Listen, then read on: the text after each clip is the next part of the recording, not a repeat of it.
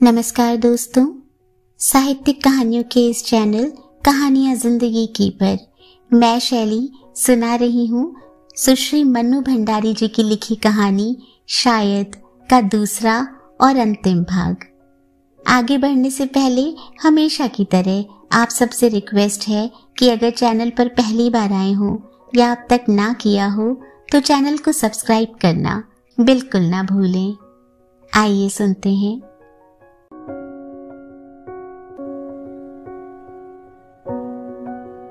शाम को दादा के घर पहुंचे तो दादा और बऊदी बड़े तपाक से मिले। आओ जमाई बाबू आओ, इस बार तो आपने 3 साल लगा दिए, बहुत दुबले हो गए हैं। जहाज का खाना भी कोई खाना है भला? नमकीन हवा हड्डियों तक को गला देती होगी। राखाल का मन हुआ कह दे, नमकीन हवा क्या हड्डियां गलाएंगी? हड्डियां तो तुम्हारे घर में गली थी जब बेकारी के 6 महीने तुम्हारे यहाँ बिताए थे। राखाल के मन में वे दिन खुदे हुए हैं। तभी दादा के तीनों बच्चे दौड़ते हुए आए। बऊदी ने हंसते हुए कहा, जब से रीना बच्चों ने खबर दी है कि बाबा आए हैं तभी से ऐसे उछल रहे हैं जैसे इन्हीं के बाबा आए हों। माला के घर को तो ये कभी दूसरा समझते ही नहीं। बुआ का घर क्या दूसरा होता है? दादा ने दांत दिखाते हुए कहा। बड़ी उतावली हो रही है ना देखने के लिए कि क्या लाए। अरे सब्र करो, अभी आए देर नहीं हुई कि अपना टैक्स वसूलने आ खड़े हुए। और अपने मजाक पर खुद ही खींची करके हंसने लगी। राखाल ने जेब से निकालकर एक एक कंघा और रिबन दोनों लड़कियों को पकड़ा दिया और एक सस्ता सा पेन लड़के को। लगा बऊदी को काफी निराशा हुई, जिसका प्रमाण चाय के समय मिल गया। एक प्लेट में 2 संदेश और 1 कप चाय, बस। बाहर खेलते रीना बच्चों को शायद वह भी नहीं मिला। भीतर आकर वे खाली प्लेट के बचे हुए चूरे से शायद यह अंदाजा लगाने की कोशिश कर रहे थे कि बाबा ने क्या खाया। कमीने कहीं के, वह बाहर निकलकर बच्चों को जरूर मिठाई खिलाएगा। कमरे के सामने वाले आंगन में बच्चे दौड़ दौड़ कर खेल रहे थे। राखाल ने देखा बच्चों दाहिनी टांग से थोड़ा लंगड़ाता है। सवेरे से उसने बच्चों को एक बार भी इस तरह चलते हुए नहीं देखा, या शायद गौर नहीं किया। अरे बच्चों, ठीक से क्यों नहीं चलते? राखाल ने वहीं से झड़का। बच्चों ठिठक कर खड़ा हो गया। लो और सुनो, चलेगा कैसे बेचारा? हड्डी तोड़कर 4 महीने खाट पर रहा, अब तो जरा सी कसर रह गई है, धीरे धीरे ठीक हो जाएगी, बऊदी ने कहा। फिर वह गहरी सांस लेकर बोली, इस बार क्या क्या कष्ट सहा है बेचारी माला ने। मेरा तो कलेजा मुंह को आता था। बुलबुल तो जाती ही रही और झूठ मूठ को उन्होंने आंचल से आंखें पोंछ ली। बच्चों की हड्डी टूट गई, पर कब? माला ने तो उसे कभी खबर नहीं दी। एक बार उसने फिर पत्रों की बातें याद करने की कोशिश की। नहीं, इतनी बड़ी बात वह नहीं भूल सकता था। एक अजीब सी बेचैनी उसे होने लगी। बाहर निकलते ही उसने माला को आड़े हाथों लिया। तुमने मुझे बच्चों के पैर की हड्डी टूटने की खबर तक नहीं दी।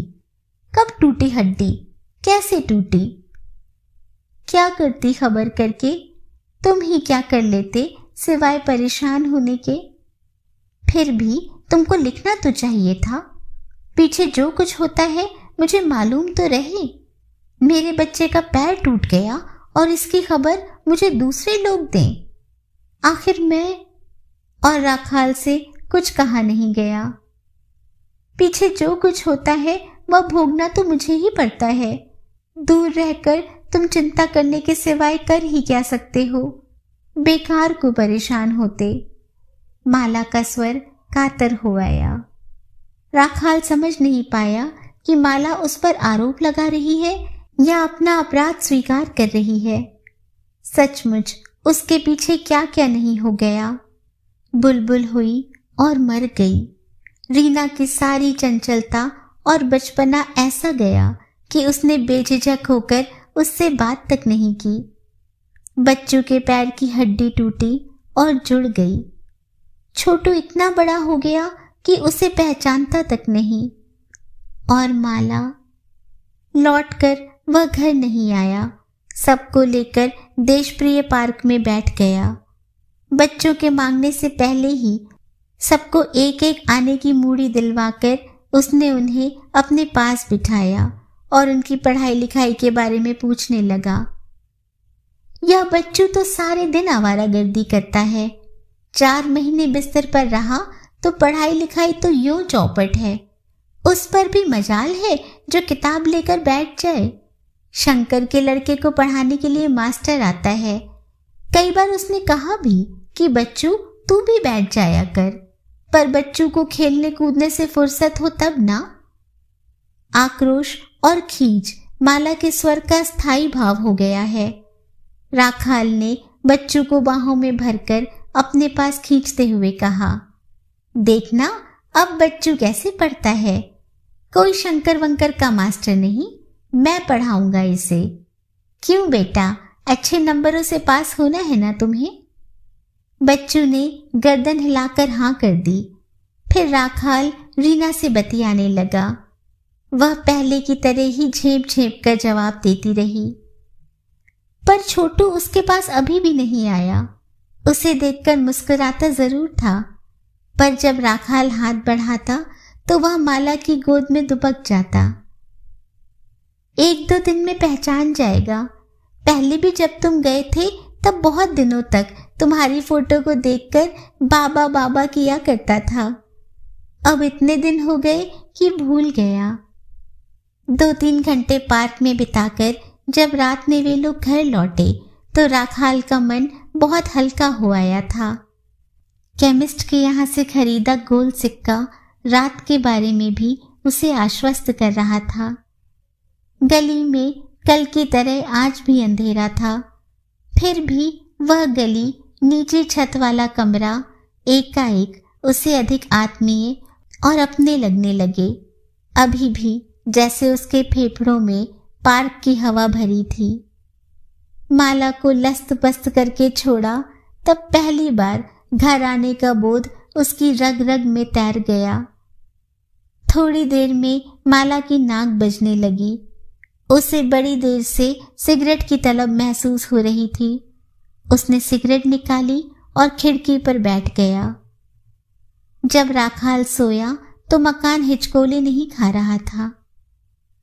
दूसरे दिन उठकर ही राखाल ने रीना बच्चू को बैठाकर पढ़ाया और जब वे स्कूल चले गए तो कमरे की सफाई शुरू की। माला पहले मना करती रही, फिर खुद ही आकर जुट गई। उसके पास कुछ रुपए और होते तो घर में थोड़ा सामान डलवा जाता। 2-3 गोल मूढ़े, 1-8 कुर्सी। खैर छोड़ो, खुद भूख काट काट कर जो थोड़ा बहुत पैसा उसने बचाया है उससे यहाँ बाल बच्चों को खिलाएगा, थोड़ा बहुत घुमाएगा, सबको एक सिनेमा दिखाएगा। बच्चे ही नहीं, आसपास के लोग भी जान लें कि वह आया है। चौका बर्तन करके माला ऊपर चढ़ी तो उसे रहा नहीं गया। तुम सारे काम से छुट्टी पाकर नहा तो लिया करो। पसीने से लथपथ माला को देखकर उसका आधा उत्साह ही मर जाता। कितनी बार नहाऊं, अब मुझे कुछ नहीं अखरता, आदत हो गई है। और पसीना सुखाने के लिए वह पंखे के सामने जा बैठी। सुनो, राखाल ने माला की ओर देखा। पिशी माँ का एक भांजा है, इंटर पास है और कहीं फैक्ट्री में काम करता है। रात में बीए की पढ़ाई करता है। राखाल बात को पकड़ नहीं पाया। पिशी माँ रीना के संबंध के लिए कह रही है कभी से। घर में ज्यादा लोग नहीं हैं और लेने देने का भी कोई खटराग नहीं होगा। राखाल जैसे आसमान से गिर पड़ा। तुम्हारा दिमाग तो ठीक है, अभी रीना है ही कितनी बड़ी, पढ़ेगी लिखेगी नहीं क्या?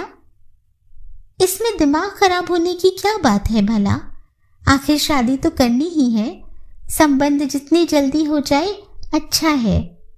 तुम दूर रहते हो, लड़का ढूंढेगा ही कौन? वह तो भाग से घर बैठे ही लड़का मिल रहा है। तुम बुलाकर मिल लो, देख सुन लो, तसल्ली कर लो। माला थी कि बोले चली जा रही थी और राखाल की यह समझ में नहीं आ रहा था कि वह उसे कैसे चुप करे। दादा से कहा कि एक बार लड़के को बुलाकर देख लो, कुछ बात कर लो, तो कतरा गए। शादी ब्याह का मामला है, जमाई बाबू के आने से ही ठीक रहेगा। अरे मैं खूब समझती हूँ, बुलाएंगे तो कुछ खिलाना पिलाना पड़ेगा, कौन खर्चा करे? माला, पर रीना क्या बहुत छोटी नहीं है? राखाल के स्वर में अजीब सी बेबसी आ गई। क्या छोटी है? 13 पूरे होने वाले हैं और कौन आज ही ब्याह होने जा रहा है? कुछ ना करके भी 2-3 हजार तो चाहिए ही। मुझे तो रात दिन यही चिंता लगी रहती है। राखाल की आंखों के सामने जाने कैसी धुंध छाने लगी और थोड़ी देर पहले का जमाया हुआ कमरा फीका लगने लगा। दादा बाबू, आपने बुलाया? अपने कत्थई होठ फैलाए हुए शंकर सामने आ खड़ा हुआ। बैठो बैठो, हजामत बनाते हुए राखाल ने कहा। लो, आपने तो कमरे की शक्ल ही बदल दी। अब लग रहा है घर का मालिक आ गया है।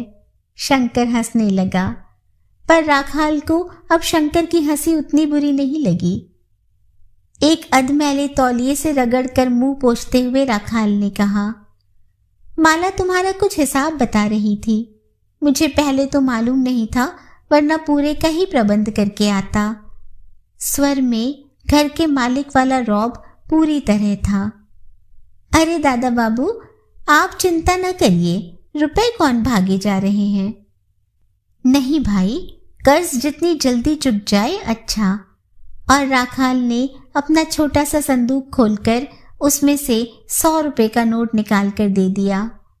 शंकर ने नोट जेब में रखा और चल दिया। राखाल ने बचे हुए गिने। 80। पहली तारीख को तनख्वाह मिलेगी। उनमें से माला को घर खर्च के लिए रुपए देने के बाद 50 रुपए बचेंगे। कुल हुए 130। इन्हीं रुपयों से उसे 2 महीने तक अपने बीवी बच्चों को घुमाना फिराना है और फिर लौट जाना है। अनायास ही रंजू की बात याद आई कि जहाज वालों को तो शादी करनी ही नहीं चाहिए। यहाँ रात दिन मशीनों से सिर फोड़ो, पैसा मिले तो घर वालों की हाजिरी में भेज दो। भैया हम अच्छे हैं, जिस घाट उतरे तफरी कर ली, ना किसी का लेना न देना। तब उसकी आंखों के सामने माला और बच्चे तैर जाते थे। वह तौलिया लेकर नहाने चला गया। आज पिशीमा का भांजा आने वाला है अपने चाचा के साथ। राखाल के मना करने पर भी माला ने बुला ही लिया। साथ में दादा से भी कह दिया कि वह भी आ जाए। दादा 4 बजे ही आ धमके। चुन्नटदार कलफ लगा कुर्ता और ढाकई धोती। एक जगह बैठे बैठे ही कुछ ऐसे सक्रिय लग रहे हैं जैसे घर के मालिक, करता धरता वही हो। राखाल तो मात्र आगंतुक है। राखाल को दादा की उपस्थिति भर ही बहुत कष्ट देती है, पर माला की जिद। बात जम गई और पीछे कुछ भी करना हुआ तो रोज ही कर दादा से ही तो करवाना होगा। पैसे का मामला ना हो तो भाग दौड़ थोड़ी बहुत कर ही देंगे। कपूर साहब के यहाँ से बर्तन, दरी, चादर और थोड़ा बहुत टीम टाम का सामान लाकर माला ने भरसक कमरे को ठीक कर दिया। माला के मन में उत्साह है। राखाल ने काम में मदद जरूर की, पर बड़े बेमन से। पता नहीं रीना को पता भी है या नहीं। जरूर होगा। इन बातों की गंध पाने के लिए लड़कियों के पास छठी इंद्रिय होती है। कैसा लग रहा होगा उसे? रीना ने राखाल और अपने बीच संकोच की एक दीवार खड़ी कर ली है, वरना वह खुद ही पूछ लेता।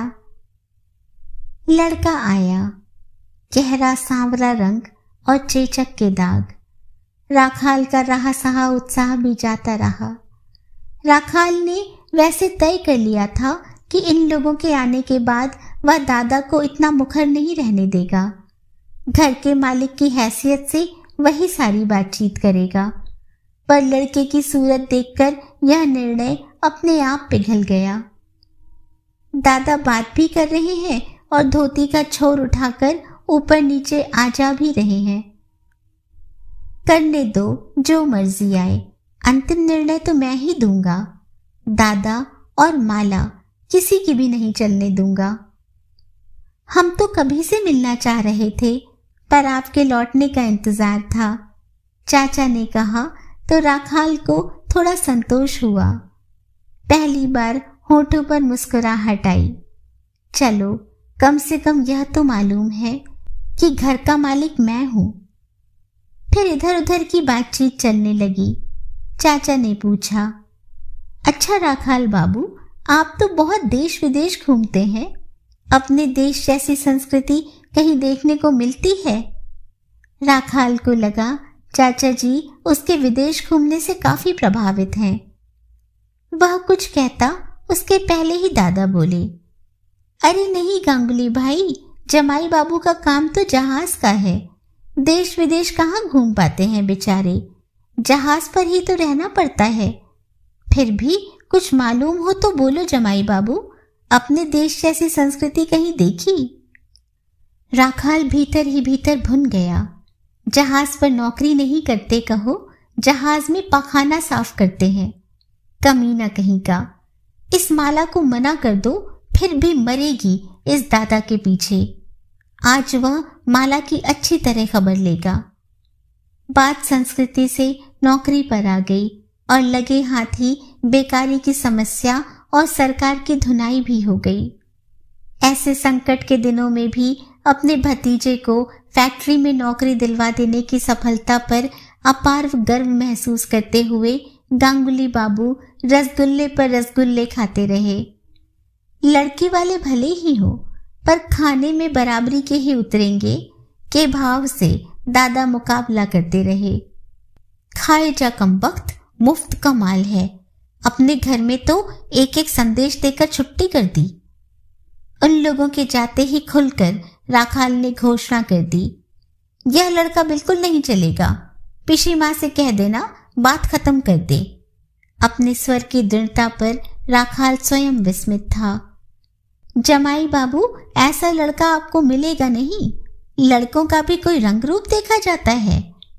रंग का है भी क्या, या गोरा या काला, बाकी नौकरी करता है, बीए की पढ़ाई कर रहा है, परिवार का खटराग नहीं, रीना अकेली राज करेगी।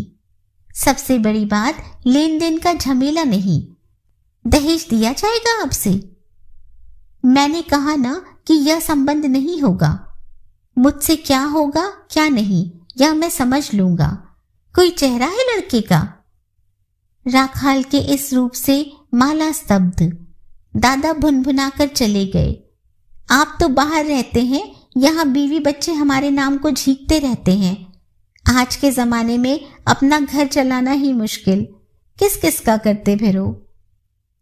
और बुलाओ दादा को, मेरा अपमान कर गए खूब अच्छी तरह। अब तो कलेजा ठंडा हो गया, जैसा भाई वैसी बहन। माला रो पड़ी। माला को यूं ही रोता छोड़कर राखाल बाहर निकल गया।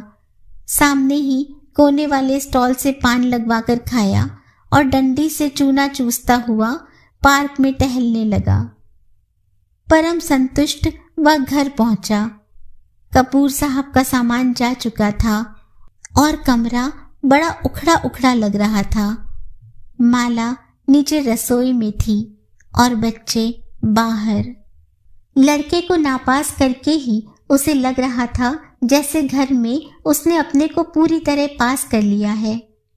गांगुली मोशाए और दादा के साथ ही साथ उसके अपने मन की खिन्नता और जड़ता भी चली गई। एक नया आत्मविश्वास जागा।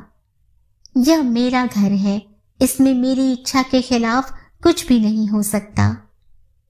राखाल ने सबका कार्यक्रम ठीक कर लिया। सवेरे रीना उसके सिर में तेल डालकर आधा घंटे तक चंपी करती। बच्चू अंग्रेजी की स्पेलिंग याद करता और सवाल करता। अब सब्जी गौरी या पिशी माँ नहीं लाती, राखाल खुद बाजार करने जाता। हफ्ते में एक दिन मछली भी लाता।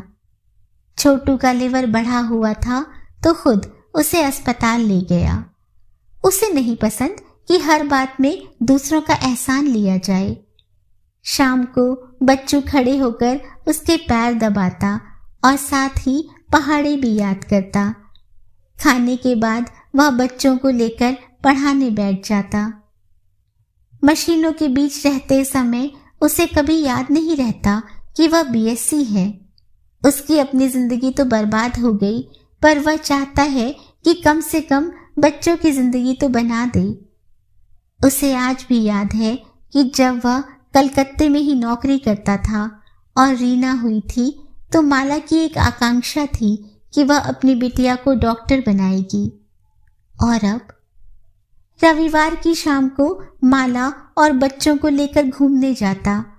उस समय शंकर या कपूर साहब दिख जाते तो वह 2 मिनट ठहरकर जरूर उनसे कुछ बात करता, फिर बड़ी लापरवाही से कहता, जरा बच्चों को घुमा लाऊं। अक्टूबर समाप्त हो रहा है पर अब भी गर्मी खत्म नहीं हुई। शाम को घर में घुटन हो जाती है। 1 तारीख को ऑफिस जाकर तनख्वाह ले आया। शाम को हर महीने की तरह रुपए दिए और 50 रुपए अपने पास रख लिए। लाओ, इस बार तो ये रुपए मुझे दे दो, तुम क्या करोगे? ना हो तो शंकर को दे दो। माला हमेशा उसे खर्चा करने के लिए टोकती रहती, पर वह हमेशा झिड़क देता। इस बार भी उसने इनकार कर दिया। नहीं, कुछ रुपया मेरे पास चाहिए।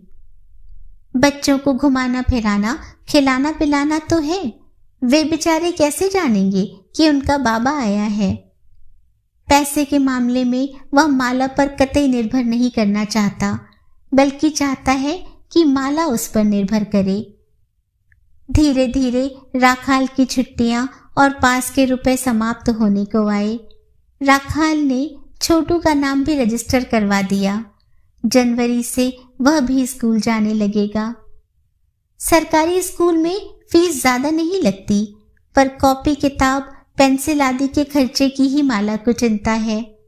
राखाल ने समझा दिया, इस बार 20 रुपए की तरक्की मिलेगी, वह सब तुम्हारे पास भेज दिया करूंगा, तुम बच्चों को ठीक से पढ़ने दो।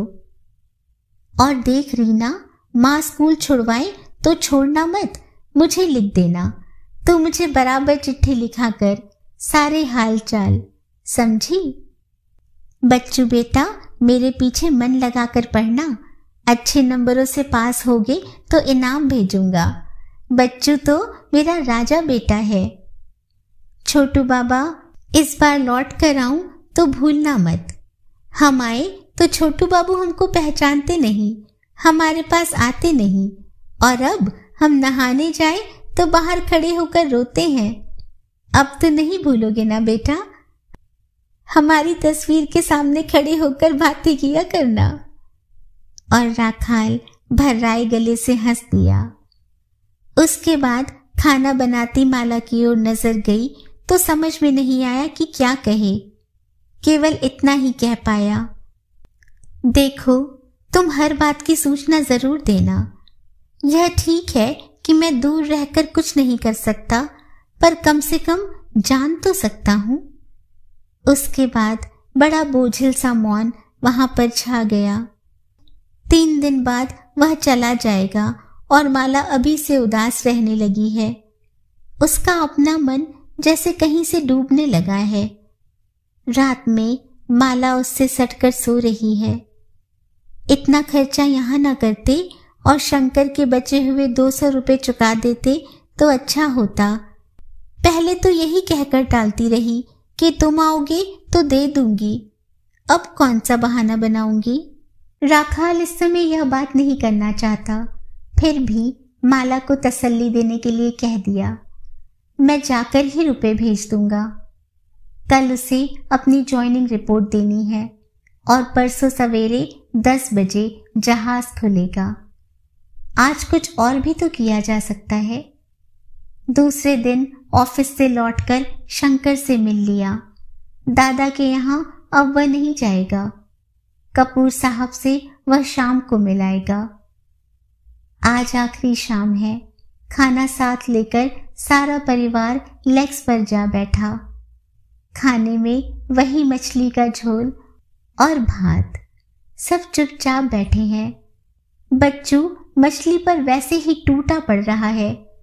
सिर्फ छोटू इस समय माला की गोद में नहीं, राखाल की अपनी गोद में है।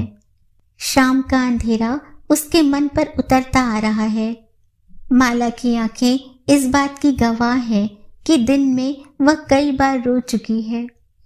दूसरे दिन राखाल सबको लेकर 8 बजे ही जहाज पर पहुंच गया। उसने अपनी हाजिरी लगवा दी। 3 साथियों में से केवल रंजू इस बार साथ है। 2 किसी और जहाज में चले गए। वर्दी पहनकर वह फिर बच्चों और माला के पास आ खड़ा हुआ। रीना चुपचाप रो रही है। माला रोने के साथ साथ उसे याद दिला देती है, शंकर के रुपए जैसे भी हो भेज देना। और राखाल की आंखों के सामने बहुत दिनों बाद जैसे शंकर के होठों और दांतों का रंग एकाएक कौंध गया। छोटू उसकी गोद में ही लदा हुआ है। वह बार बार उसे प्यार कर लेता है। जहाज खुलने का समय करीब आ रहा है। राखाल ने छोटू को माला की गोद में दिया तो वह मचल पड़ा। दोनों हाथ बढ़ा बढ़ाकर और पैर पछाड़कर वह रो रहा है, बाबा के पास जाऊंगा। माला ने गले में आंचल डालकर राखाल के पैर छुए तो राखाल भी जैसे अपने को नहीं संभाल सका। छोटू के गाल पर प्यार करके और रीना बच्चों के सिर पर हाथ फेरकर राखाल मुड़ गया। हिचकियों के बीच माला के शब्द सुनाई दे रहे थे, अपना ख्याल रखना, चिट्ठी जल्दी जल्दी भेजना, शंकर के रुपए जाते ही भेजना, इस बार 3 साल मत लगाना। जहाज छूट गया। दहाड़ मारती लहरों की आवाज और आसपास के सारे शोर शराबे के बीच भी उसे पछाड़ खाते हुए छोटू के रोने की आवाज सुनाई दे रही है। किनारा धीरे धीरे दूर होता जा रहा है। किनारे की आकृतियां धुंधली होती जा रही हैं, पर उसकी आंखों के सामने चारों प्राणी ज्यों के त्यों खड़े हैं। अब किनारा बिल्कुल नहीं दिखाई दे रहा है। दिखाई दे रहा है लैंसडाउन का घर। माला ने गद्दे उठाकर दोनों बक्से निकाल दिए होंगे। बक्से दब जाने से उसे बड़ी असुविधा होती थी, पर वह जैसे तैसे चला ही रही थी, शायद इसी दिन की प्रतीक्षा में। टेबल फैन और स्टूल वापस शंकर के गैराज में चला गया होगा। शंकर सारा अपनापन दिखाकर माला को तसल्ली दे रहा होगा। रोती क्यों हो बौदी, मैं तो हूं। कपूर साहब के बरामदे में से उनकी लड़की पम्मी चिल्लाकर कह रही होगी, माशी माँ, डॉक्टर बाबू के पास जाना हो तो तैयार रहिए, पापा 10 बजे निकलेंगे। पिशी माँ घर का छोटा मोटा सामान लाते लाते रीना के लिए फिर कोई लड़का खोज लाएंगी। कौन जाने फिर वही लड़का आ जाए। सभी तो उसके पक्ष में थे। एकाएक उसे लगने लगा शायद वह एक बहुत ही नकली से माहौल में रहकर लौटा है। शायद माला कई बातों में केवल उसके डर के मारे ही चुप रहती है। बच्चू मन मारकर पढ़ने बैठता था। अब वह पहले की तरह निश्चिंत होकर बस्ता कोने में पटक शंकर के गैराज या फुटपाथों पर खेलता फिरेगा। रीना घर के काम से छुट्टी पाते ही कपूर साहब के बरामदे में खड़ी होकर बतियाया करेगी। छोटू शंकर के कंधे पर टंग कर उसके सिर पर तबला बजाया करेगा। बच्चे खेल खेल में तस्वीर का शीशा ना फोड़ दे, इस डर से माला उसकी तस्वीर को फिर अलमारी में बंद कर देगी और छोटू के मन में उसकी याद बहुत धुंधली हो जाएगी। अब नीचे भी चलोगे या यही टंगे रहोगे? पूरे हाथ का धौल जमाकर रंजू हंस रहा था। राखाल नीचे उतर आया। मशीनों के बीच पहुंच उसे एक अजीब सी राहत मिली। वही परिचित गंध, वे ही चिर परिचित मशीनें। लगा जैसे अपनी असली जगह आ गया। यार, तुम जैसे लोगों को बहुत घुलना मिलना नहीं चाहिए बीवी बच्चों से। इतनी शिक्षा देता है यह गुरु, तुम लोग फिर भी सीखते नहीं हो। बेटा, अपनी जिंदगी तो इन मशीनों के साथ बंधी है, समझे? इनको तेल पिलाओ और चलाओ। और फिर उसके हाथ में तेल की कुप्पी थमाते हुए बोला, इधर के हिस्से की ऑयलिंग तो कर दे जरा लपक के। राखाल ने कुप्पी ली और मशीन के सामने खड़े होकर कुप्पी की नोक छेदों में लगाकर पूरे मनोयोग से तेल डालने लगा।